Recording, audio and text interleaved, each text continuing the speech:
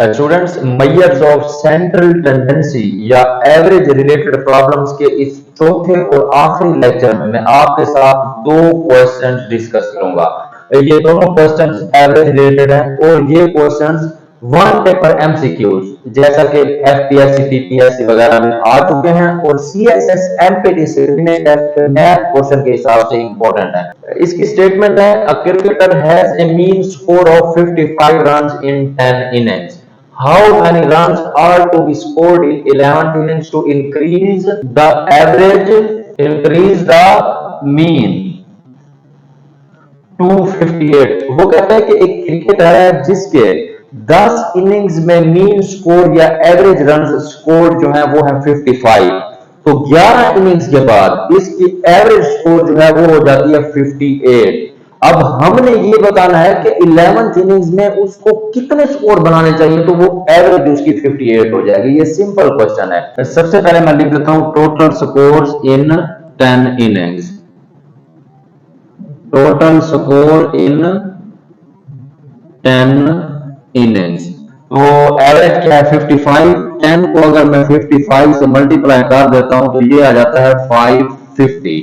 तो 10 इनिंग्स के बाद 55 या 55 की एवरेज से क्रिकेटर के टोटल स्कोर्स कितने बन गए 550 यानी 550।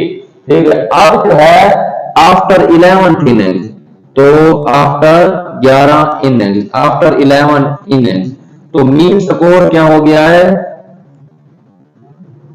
58। 10 इनिंग्स के बाद मीन स्कोर जो था, एवरेज स्कोर जो था क्रिकेटर का वो 55 था, तो 11 इनिंग्स के बाद था 58। तो हम इसमें मालूम करेंगे टोटल स्कोर। तो 10 इनिंग्स का 55 की एवरेज से बनता है 550, तो आफ्टर 11th इनिंग्स तो मीन स्कोर क्या होगा 58 के हिसाब से। टोटल स्कोर क्या होगा 11 को अगर मैं 58 से मल्टीप्लाई कर दूं तो ये बन जाता है 3638। मकसद कहने का ये है कि 10 इनिंग्स के बाद टोटल स्कोर था 550 और 11 इनिंग्स के बाद टोटल स्कोर था 638। पहली 10 इनिंग्स के बाद जो टोटल स्कोर था वो 55 की एवरेज से था। 11वीं इनिंग्स जैसे क्रिकेटर ने खेली तो उसकी एवरेज हो गई 58। तो मैं 11 को जब 58 से मल्टीप्लाई करूंगा तो उसके क्रिकेटर के 11 इनिंग्स के बाद टोटल स्कोर जो है वो हमारे पास आ जाएंगे। अब हमने जो मालूम करना है score in 11th inning, 11th inning के उसने 11वीं इनिंग्स में कितने स्कोर बनाए तो उसकी एवरेज 58 हो गई 55 से। तो मैं सबसे पहले 11 इनिंग्स के बाद उसके जो स्कोर थे उसमें से 10 इनिंग्स के बाद जो उसके स्कोर थे वो माइनस कर दूं तो मेरे पास आ जाता है आंसर 88 रन। इसका मतलब ये है कि क्रिकेटर ने 11वीं इनिंग्स में 88 रन बनाए हैं जिसकी वजह से उसकी एवरेज 55 से बढ़कर 58 हो गई है। ये एग्जाम पॉइंट ऑफ व्यू के हिसाब से इंपॉर्टेंट क्वेश्चन है। अब मैं आता हूं इस क्वेश्चन पे। वो कहता है कि 528 people come to library on Sunday whereas 238 people on other day. ठीक है, calculate the average number of students per day in library in 30 days month starting from Monday. वो कहता है कि एक लाइब्रेरी है जिसमें एतवार के दिन 528 लोग आते हैं एवरेज, यानी हर एतवार को 528 लोग आते हैं, जबकि सोमवार मंगल बुध जुमेरात जुम्मा हफ्ता को आते हैं 238 people per day. 238 people per day के हिसाब से आते हैं अदर डेज में। अब हमने ये 528 संडे को आता है, 238 अदर डेज में आते हैं। हमने मालूम करना है कि 30 डेज का एक मंथ है, उसमें एवरेज नंबर ऑफ पीपल या average number of students come to library per day करना है फाइंड आउट। उसमें कंडीशन भी लिखनी होती है, बल्कि एग्जामिनर ने बतानी होती है क्वेश्चन में कि मंथ जो है वो कब से स्टार्ट हो रहा है।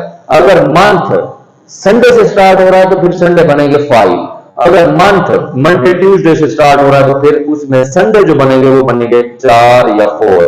तो अब चूंकि मंथ जो है वो मंडे से स्टार्ट हो रहा है तो संडे जो बनेंगे वो बनेंगे 4 30 डेज के मंथ में। तो अब मैं संडे अटेंडेंस इन लाइब्रेरी पहले मालूम कर देता है संडे की attendance. Sunday attendance in library. तो 528 है, तो संडे कितने हैं 4। 528 को अगर मैं 4 से मल्टीप्लाई करूं तो मेरे पास आ जाता है 2112। तो संडे 4 संडे में 2112 2112 स्टूडेंट्स जो है लाइब्रेरी में आएंगे। उसके बाद है other days attendance in library. 4 जो है वो संडे हैं, बाकी डेज कितने बचेंगे 26 बचेंगे। और पर डे कितने आते हैं 238। तो 26 को अगर मैं 238 के साथ मल्टीप्लाई करूं तो मेरे पास आ जाता है 6188। ठीक है, तो पूरे महीने के जो संडेज होंगे 4 उसमें 2112 लोग आएंगे, जबकि बाकी जो 26 दिन है उसमें आएंगे 6188। अब हमने मालूम करनी है एवरेज नंबर ऑफ अटेंडेंस या average attendance in 30 days. Average attendance per day, average attendance पर डे इन 30 डेज। तो उसमें क्या आएगा 2112 ये संडे में आए, बाकी डे में कितने आए 6188। 2112 आए 4 दिनों में, 6188 आए 26 दिनों में, 26 डे में। अगर मैं इन सब को कर दूं कैलकुलेट यानी प्लस कर दूं तो ये बनता है 8300, तो ये बन जाएगा 30। तो average number of students come to library per day is 276 persons। के average number of persons visits library per day in 30 days month starting from Monday is 276 person.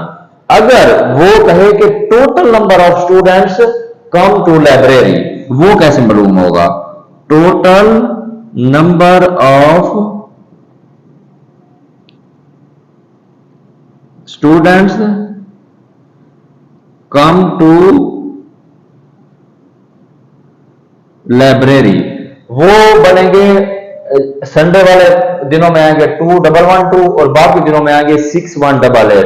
तो 2112 प्लस 6188 इनको अगर मैं सम करूंगा तो मेरे पास आ जाएंगे 8300 पर्सन्स या स्टूडेंट्स। तो दोनों एंगल से क्वेश्चन जो है ये एग्जाम्स में आ सकता है। तो ये 2 क्वेश्चंस हैं, आप इनको रिपीट करके देखें ताकि इनकी आपको कंप्रीहेंसिव अंडरस्टैंडिंग हो।